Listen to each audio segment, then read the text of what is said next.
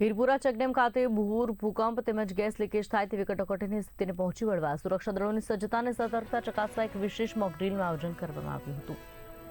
એનડીઆરએફની ટીમ દ્વારા પાણીમાં ડૂબી ગયેલા માણસોને સુરક્ષિત રીતે બહાર કાઢવા તેમજ ભૂકંપ સમયે કેવી રીતે કામગીરી કરવી, ગેસ લીકેજ થાય ત્યારે બચાવ કામગીરી કેવી રીતે કરવી, આ તમામ બાબતોની મોક ડ્રીલ કરવામાં આવી હતી। ઘટનાની જાણ થતાં જ તલાટીએ મામલતદાર, સ્થાનિક પોલીસ, તાલુકા વિકાસ અધિકારી, ચીફ ઓફિસર, તાલુકા હેલ્થ ઓફિસર, એમ્બ્યુલન્સ અને એનડીઆરએફ જિલ્લા emergency operation centre, disaster management શાખા, ફાયર ફાઇટર સાથે તાત્કાલિક ઘટનાસ્થળે પહોંચ્યા હતા। કટોકટીમાં લેવાતા જરૂરી પગલાં અને સુરક્ષાના પ્રોટોકોલ વિશે વિસ્તૃત માર્ગદર્શન આપ્યું। આયોજનમાં વિજાપુર પોલીસ મામલતદાર, તાલુકા વિકાસ અધિકારી, તાલુકા હેલ્થ ચીફ ઓફિસર, એસડીઆરએફ સહિત અન્ય ઉચ્ચ અધિકારીઓ પણ ઉપસ્થિત રહ્યા હતા।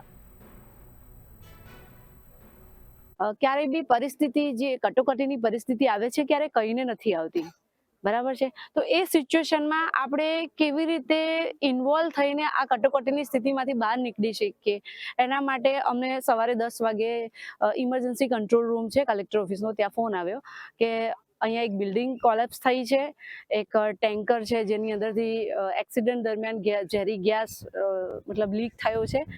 અને ત્રીજું છે ફ્લડનું। એમ 3 પ્રકારના અલગ અલગ વિભાગો દ્વારા મોક ડ્રીલનું આયોજન કરવામાં આવેલું હતું, અને કયા વિભાગને શું કામગીરી હોય છે, લોકલ લેવલે અને લોકલ લેવલનો સ્ટાફ પણ અહીંયા સામેલ હતો, જેની અંદર પોલીસ વિભાગ છે, હેલ્થ વિભાગ છે, ટીડીઓ શ્રી છે, મામલતદાર શ્રી છે, ફાયર ઓફિસર છે, 112 છે, 108 છે, એવી અલગ અલગ હેલ્પલાઇનનો ઉપયોગ અને એ લોકોને કેવી રીતે આવી કટોકટી પરિસ્થિતિમાંથી બહાર નીકળવા માટે